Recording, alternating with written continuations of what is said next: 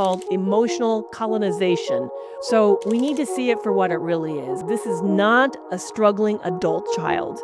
This is an adult man who uses crisis, guilt, and emotional intensity to secure housing and to control his space. Basically, he's holding your mother as an emotional hostage. Your mom, unfortunately, is choosing guilt over peace. And this is the heart of what happens in a lot of these situations. Have you heard of the word fog as a way to understand what often happens in toxic dynamic? It stands for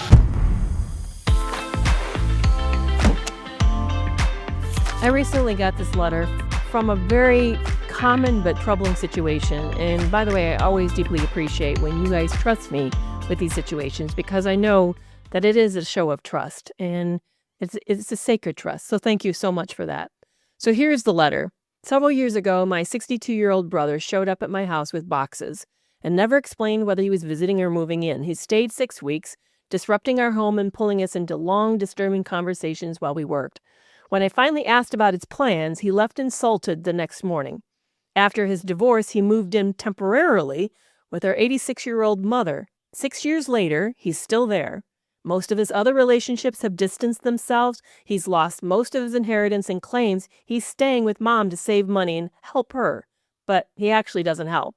When we recently visited mom, we expect to have a relaxing trip instead. We are trapped in a dark room listening to hours of manipulative conversations about his troubles. He makes veiled suicide threats, then backtracks. He guilt trips mom with talk of abandonment, loneliness, and being broke, which isn't true, and then swings into affection and grand gestures. Mom says this is her daily life. She wants her independence back, but says she can't ask him to leave.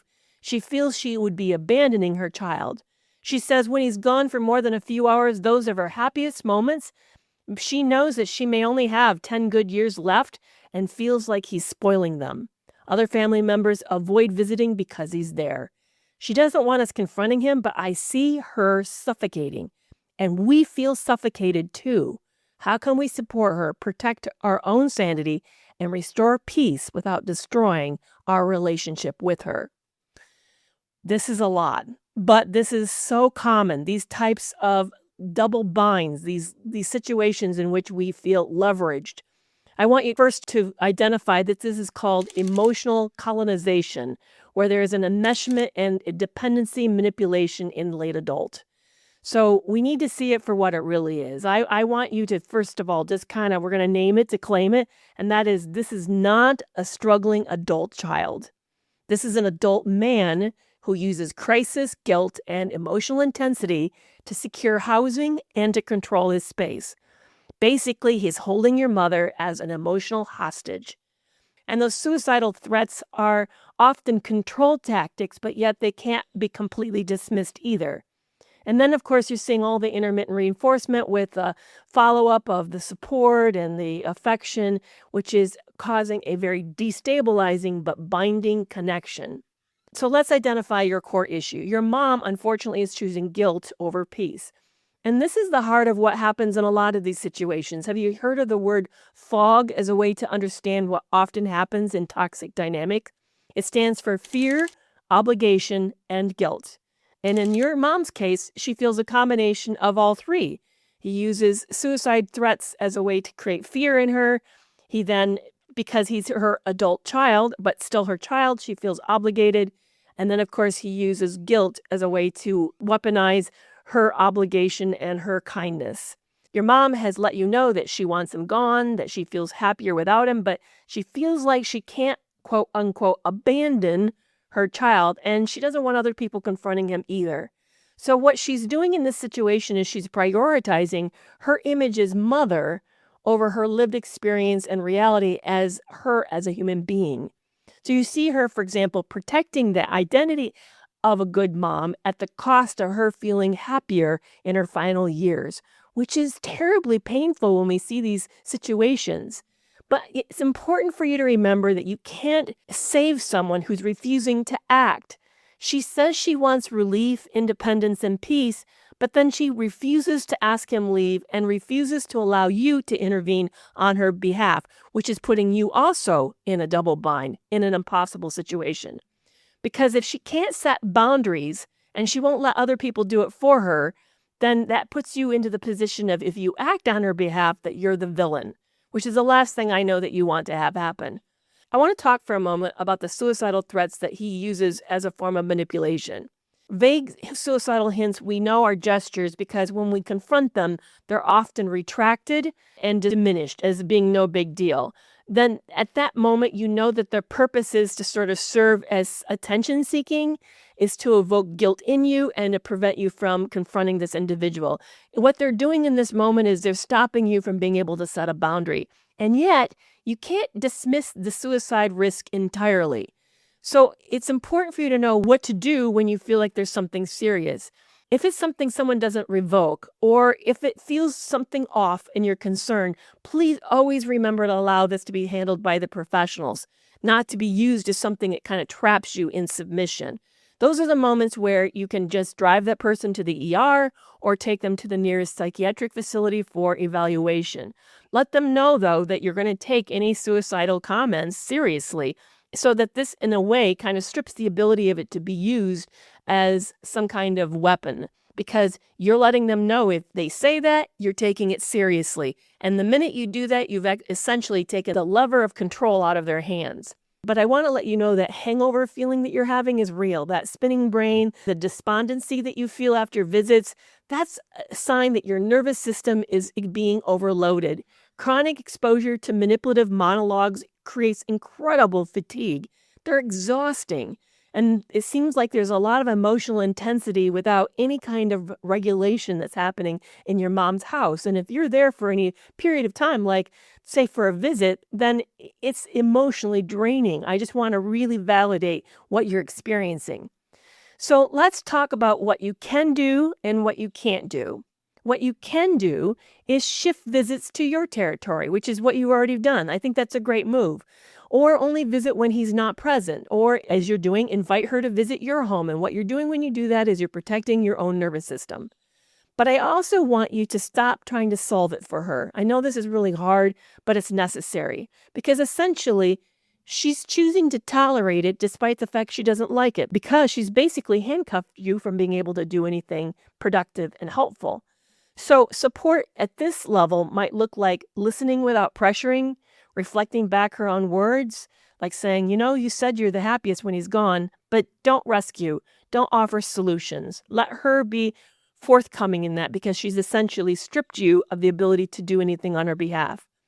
You can encourage practical planning without forcing it. You might gently say, have you ever thought of just moving to a different state or visiting other people? Have you ever thought about consulting with an attorney who specializes in elderly law?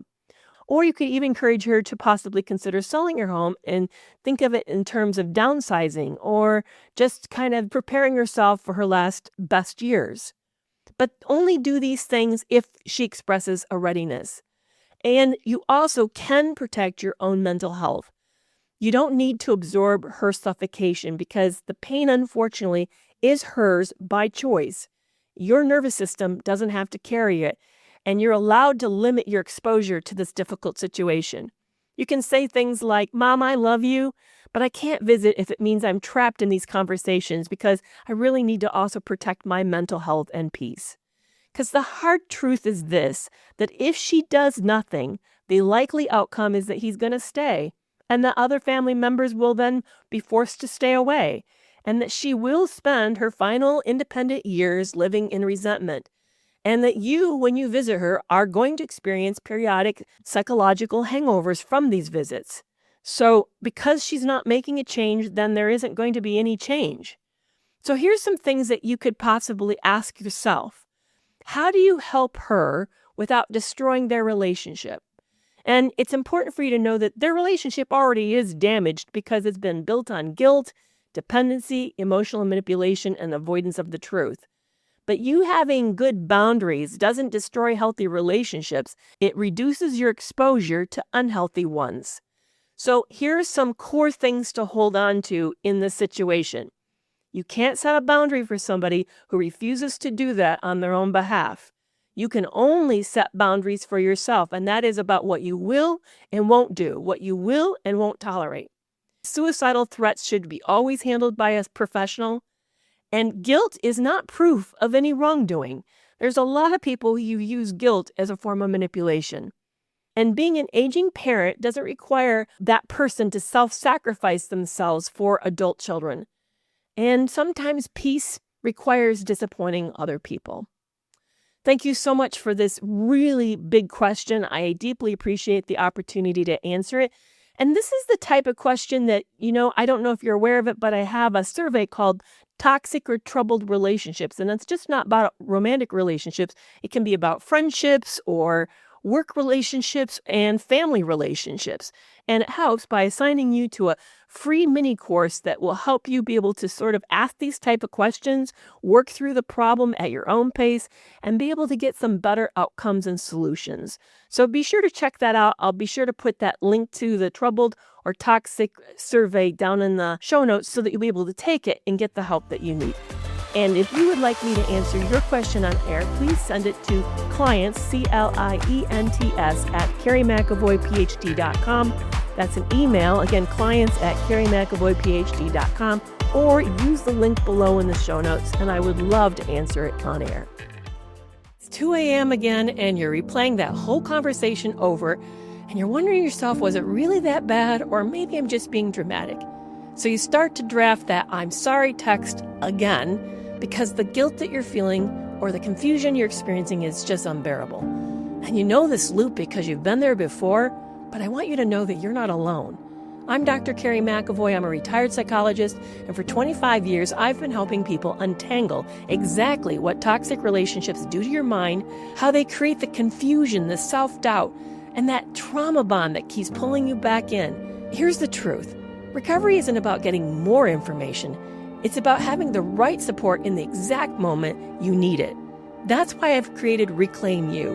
It's a private, always available coaching app built from my work and my content, organized into an extensive library that you can actually use when you're triggered. Inside it, you'll get 5-minute lessons when your brain can't handle a deep dive, check-ins that meet you exactly where you are, whether you're feeling strong, shattered, or numb. Boundary scripts that help you say no without over-explaining. Grounding tools that work fast when you're activated. And progress tracking so you can see proof you're healing, even on days when it feels like you're not. There's no appointments, no waiting, no judgment, just practical support right when you need it. Reclaim You, real help in real time, right in your pocket. And it's a coaching support, not therapy or emergency care. Learn more at studio.com/Dr. Kerry. So start your healing today and reclaim you.